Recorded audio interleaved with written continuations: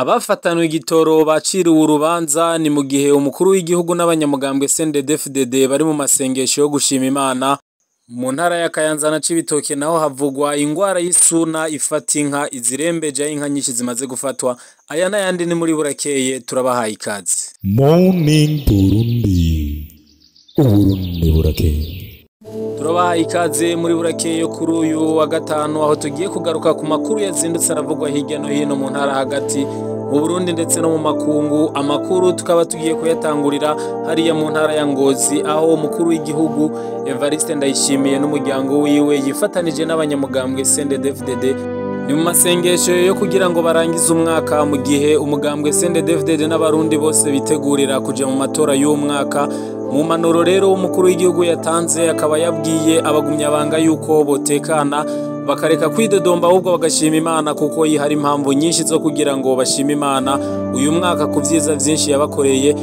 Kandi akavuga yuko kuri yambona kazoza y'u Burundi, igihugu kidakenye mu 2040 n'igihugu giteye imbere mu 2060 hatazobura utugorane, ariko Imana yamaze kubarenganya ibikomeye, ari naco gituma abarundi bose bakwiye kwama bibuka Imana bakaja banayishimira. Akaba akarorero ku banyisirayeli ababwira yuko bakwiye kwirinda kwidodomba nka kurya abanyisirayeli bidodomba. Ni amasengesho ari kabera hariya mu ntara ya Ngozi kuri stade yo ku Gasaka Kaina Runyonga, aho amasengesho yatanguye kuri uwa 23/0/2025.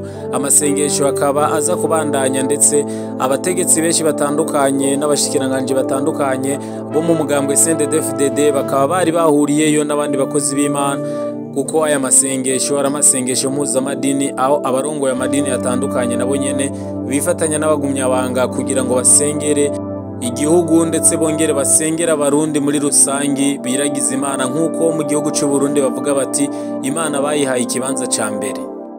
Ano makuru tuyabandanirize hariya mu ntara ya Rumonge, aho umunyororo w'amezi 5 n'ihadabu y'ibihumbi 500 kuri umwe wese arico gihano sentare nkuru y'igihugu yo mu ntara ya Rumonge yaciriye ku mugoroba wo kuri uyu wa kane abagabo babiri baherutse gufatwa bafatanwe igitoro ca magendu cyo mu bwoko bwa essence, bari bagikuye hariya mu gihugu ca Tanzania.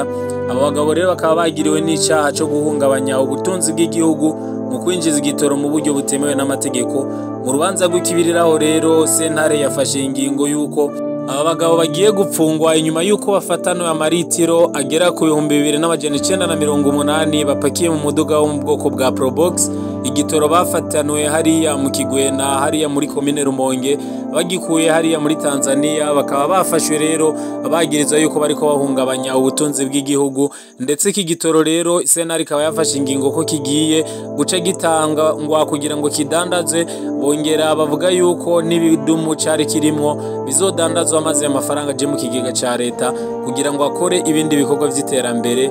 Mu gihe abagabo babiri bari bafashwe rero ku igenekerezo rya 22/0/2025 bafatanwa ayo mabido y'igitoro, mu gihe kandi igitoro cari kimaze imisi cabuze cabonetse, ndetse mwishirahamwe Sopebu bakaba batanze itangazo aho berekana amasitasiyo yaronse mu gisagara ca Bujumbura. Amasitasiyo agera kuri 35 yose akaba yararonkejwe igitoro kuri uyu wa 23/0/2025.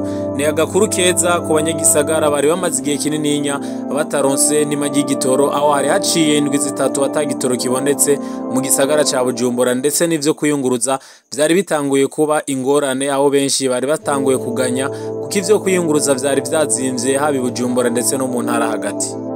Ano makuru tuyabandanirize mu nama nshingamateka, aho kuri uyu wa 22/0/2025 inama nshingamateka yize yongera iremeza integuro y'itegeko rijanye no kwemeza amasezerano ari hagati ya leta y'u Burundi n'igihugu ca Zambia yo gukuraho visa kubaja canke bava muri ivyo bihugu bakoresheje impapuro z'inzira z'icubahiro bimwe bitwa passeport diplomatique.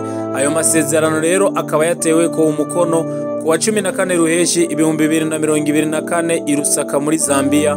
Umushikiranganje mu vyajeje harimo imigenderanire y'u Burundi n'ayandi makungu Albert Shingiro akaba yari umutumire rero mu nama nshingamateka yamenyesheje ko ayo masezerano azogirira akamaro u Burundi na ryari bwo burongoye ishirahamwe ry'isoko rusangi Komesa. Abashinga amateka bakaba babajije ibibazo bitandukanye.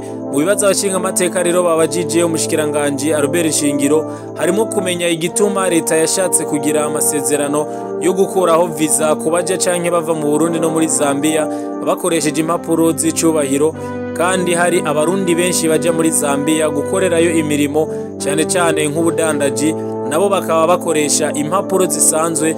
Ikindi abashinga amateka babajije nuko hari abarundi benshi bagenda muri ico gihugu ari benshi cyane. Muri abo rero hakaba abagenda baciye mu nzira zizwe n'amategeko n'abandi bagenda baciye mu nzira zitemewe n'amategeko, hamwe nuko bivugwa ko hari abarundi bari muri ico gihugu baba bahohoterwa bakakwa n'utwo baba bafise, harimo no gupfungwa. Ndetse kuri iyo mitwarariko rero yose umushikiranganje Albert Shingiro akaba yamenyesheje yuko Uburundi na Zambia babaye barashiraho ayo masezerano yo gukuraho visa bakoresheje impapuro z'icubahiro passeport diplomatique, ariko ko bazobandanya bavugana bikazoshika ko bageraho no gukuraho visa ku mpapuro zisanzwe z'inzira passeport ordinaire. Nayo ku barundi bagenda mu bihugu vya Zambia biciye mu Kinwabi abasaba guheba iyo ngeso cyo kimwe n'abarundi bagenda bafise visa zimara igihe gitoya, abasabwa ko boza ku gihe kugira ngo izo mpapuro bongere bazisubirishemwo kugira ngo ntibagirire y'ingorane. Ku kibazo naco c'abahagarika canke abapfungwa harimo n'abakwa ivyangombwa canke ubutunzi bari basanzwe bafise, umushikiranganje akavuga yuko amenyesha yuko hazoba haramaze gushigwaho umugwi ugizwe n'abarundi hamwe n'abanyazambia kugira ngo bigire hamwe ivyo bibazo maze baheze batorere inyishu ivyo bibazo vyose. Inyuma y'ibibazo rero abashinga amateka baciye hirya no hino iryo tegeko rijanye no kwemeza amasezerano ari hagati ya leta y'u Burundi n'igihugu ca Zambia. Bongera bemeza yuko visa yo kugwaho ko bafise izo mpapuro z'inzira zisanzwe arizo passeport diplomatique, ndetse rero ivyo bikaba vyaciye bija mu ngiro y'inamashinga amateka iravyiga yongera iravyemeza imbere y'umushikiranganje mu vyajeje harimo imigenderanire Albert Shingiro. Ano makuru tuyabandanize mu gisata c'ubutunzi aho ibanki y'isi ngo nta masezerano ifitaniye na leta y'u Burundi kugira ngo ifashe mu bijanye no gutorera inyishu ikibazo c'igitoro kimaze iminsi hano mu Burundi.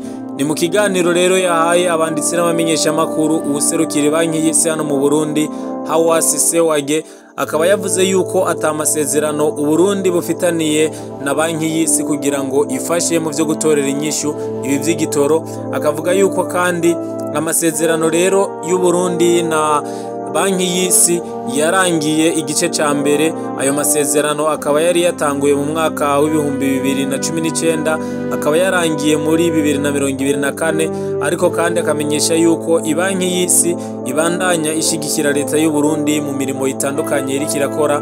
Nayo ku kibazo c'igitoro akavuga ati gushika ubu nta masezerano ari hagati ya leta y'u Burundi ni banki y'isi mu gisata c'igitoro, ariko tuzoganira na leta kugira ngo turabe ingene twofasha. Uwo muhinga w'ibanki y'isi yose rero akaba yavuze yuko intambwe ya mbere iterwa na leta ikarondera inzira yo kugira ngo yitorere umuti ikibazo c'igitoro, ibanki y'isi ikaza kunganira leta mu gushira mu ngiro uwo mugambi. Uwo waserukira ibanki y'isi hano mu Burundi rero aranavuga amafaranga banki y'isi yagiye itanga hano mu Burundi, ati gushika uyu munsi banki y'isi yose yarahaye Burundi ingabire iciye mu miliyoni z'amadolari arenga 1906, ayarenga 1212 nayo ngo ntarakora igisata c'amasoko ntanga nguvu hamwe n'igisata c'amagara y'abantu ngo nivyo bifise imigambi irimo amafaranga menshi, nayo igisata c'amasoko ntanga nguvu kirimo ibice 27 mu gihe igisata c'amagara y'abantu naco kirimo ibice 13. Mu 2024 rero ngo ibanki y'isi yose yaragabiye Burundi imiliyoni zishikamiye 703 z'amadolari y'abanyamerika yo gushigikira imigambi mikuru. Naho biruko rero Hawasi Sewage yamenyesha ko hari intambanyi zibiri zikomeye nkuru banki yagiye irahura, aho twovuga ubwa mbere ikena ry'igitoro ryatumye ibikorwa byo kubaka amashure ndetse amavuriro n'ibitaro bidindira, eka mbere n'abakozi birabagora kugira ngo bashike mu bibanza imigambi iriko iraberamwo. Intama myigira kabiri nayo avuga yuko gutanga amasoko y'imigambi ishigikiwe ni banki y'isi vyagiye biteba, abakozi ba leta bari muri iyo migambi ntibafise ubumenyi bukwiye mu vyerekeye ingene amasoko atangwa. Ivyo rero bigatuma imigambi imwe y'ibanki y'isi hano mu Burundi idindira. Akarorero rero ngo n'umugambi nyakiriza watanguye mu 2020 wari kurangira mu 2026, ariko ku mashure 535 yari kubakwa yari kuronka amaziko y'akarorero 122 gusa ngo niyo amaze kuronka. Ku mavuriro nayo 445 yari kuronka umuyaga nk'ubuvuye ku mishwarara y'izuba 122 gusa niyo amaze kuronka kugeza uno musi. Ano makuru tuyabandanirize hariya mu ntara ya Cibitoke, aho ingwara ifata inka bita suna igejeje habi inka, aho inka zigera ku 50 ngo arizo zimaze kumenyekana yuko zafashwe n'iyo ngwara y'isuna mu makomine ya Bukinanya na Mabayi, Rugombo. Kuva kuwa 11/0 ubujejwe amagara y'ibitungwa muri iyo ntara akamenyesha yuko muri izo imwe yapfuye ndetse 22 zikaba nazo zarakize hamwe na 27 zikigwaye. None rero Noe Niyonshuti akaba avuga yuko bariko baragerageza kuvura iyo ngwara bifadikanije n'abaganga b'ibitungwa. Umwe mu buyobozi rero ashikiriza yuko hafashwe inka ziwe 4, ariko akavuga yuko ziriko zirakira muri kino gihe ko ziriko zirakurikiranwa.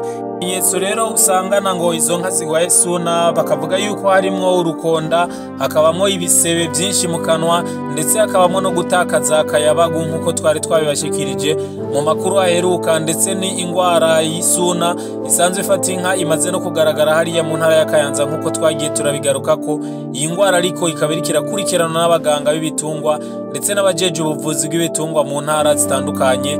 Ari naco catumye hafatwa ingingo yuko uruja n'uruza rw'inka ruhagaritswe muri izo ntara kugira ngo barinde canke bakingire izindi nka zireke kuguma zanduzanya. Bamwe mu bafise inka rero zimaze kwandura bagasabwa kubimenyesha kugira ngo bazivure canke bazikurikirane zitaragira ingorane ngo zihave zipfa hakiri kare. Amakuru tuyabandanirize hariya mu ntara ya Kayanza nyene, aho haruhande y'iyo ngwara ya suna ifata inka, inkuba yakubise abantu, umwe arapfa ndetse uwundi arakomereka hariya muri komine Muruta yo mu ntara ya Kayanza. Hari kuri uyu wa 22/0/2025. Ni mu gihe kandi mu ntara ya Mwaro havugwa imvura nyinshi yaguye ikonona amazu, ndetse amazu yashika kundu yakaba yaragurutse, imirima itari mike nayo nyene irononekara muri iyo mvura yaguye nyene kuri uyu wa 22/0/2025. Amakuru avugwa hano mu Burundi tuyarangirize ku mugabo avugwa yuko yasambanije intama ifise amezi, none ari mu minwe y'inyamiramabi. Kuva kuri uyu wa 21/0/2025 uyu mugabo w'imyaka 50 yafashwe ku mutumba Ndago wo muri komine Buraza w'intara ya Gitega ariko asambanya iyo ntama. Amakuru ava kuri uwo mutumba rero akamenyesha ko uyu mugabo yabonwe n'umwigeme ariko arirenganira, aca bimenyesha bene izo ntama yari iziritse. Hanyuma bari hafi y'umurima bongera baraza kugira ngo bafate uwo mugabo. Uwo mugabo rero ngo yaragerageje gusaba ikigongo, ariko bene iyo ntama baranka. Ababanyi nabo bakaba basaba ko iyo ntama yo kwicwa igahambwa kugira ngo ntihave ihumanya abantu bazohava bayirya.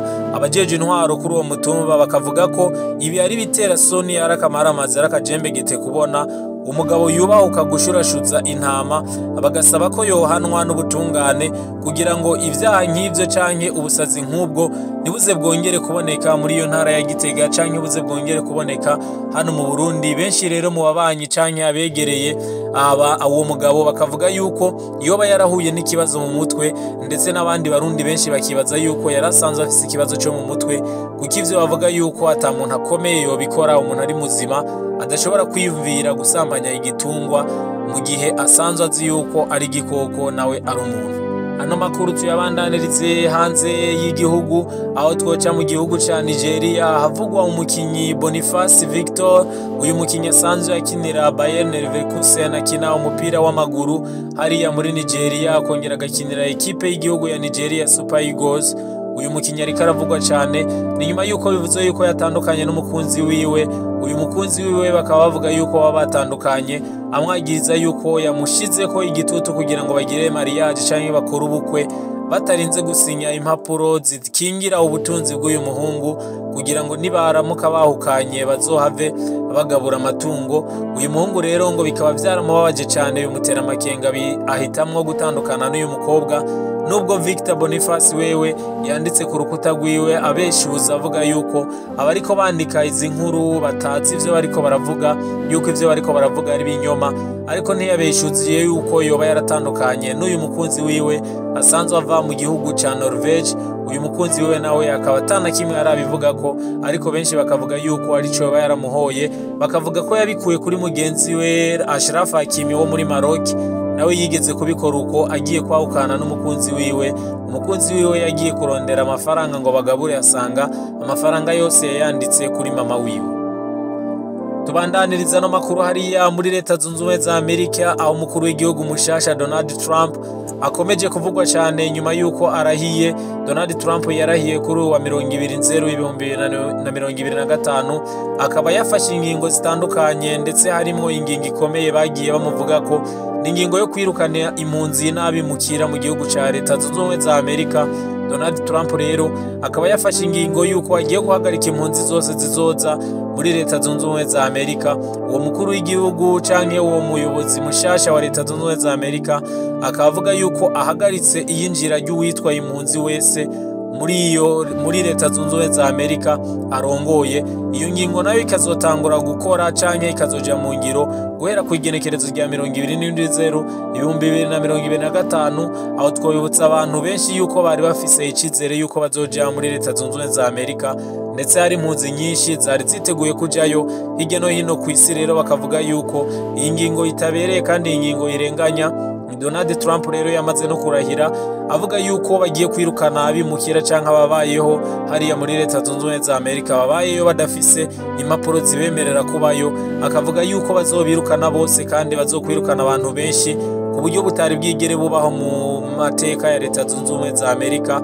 Akavuga yuko kandi n'abavyeyi bamaze kuvyarirayo bazobirukana, ariko abana babo bagasigarayo.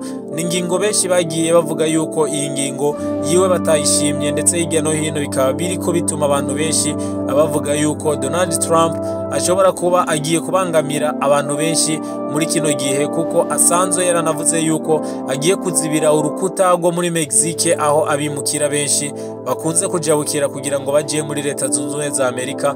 Donald Trump akavuga yuko aba basanzwe baje muri Leta Zunze Ubumwe za Amerika mu buryo butemewe n'amategeko ari inkozi z'ibibi, ari busanga bonona muri Amerika, ugasanga nibo bariko bakora ivyaha bitandukanye kuko baba baje mu buryo butemewe, baba basanzwe bafise n'ingeso mbi.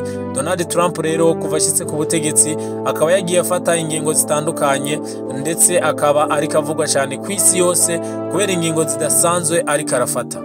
Turabashimiye mwe mwakurikiranye no makuru mwese, tubashimira yuko mwabanye natwe, tukabifuriza kugira ibihe byiza, musangiza abandi no makuru, kandi mwongere mudukurikirane ku mbuga zacu, haba kuri Facebook, Instagram ndetse no kuri X. Imana ibahezagire naho ubutaha.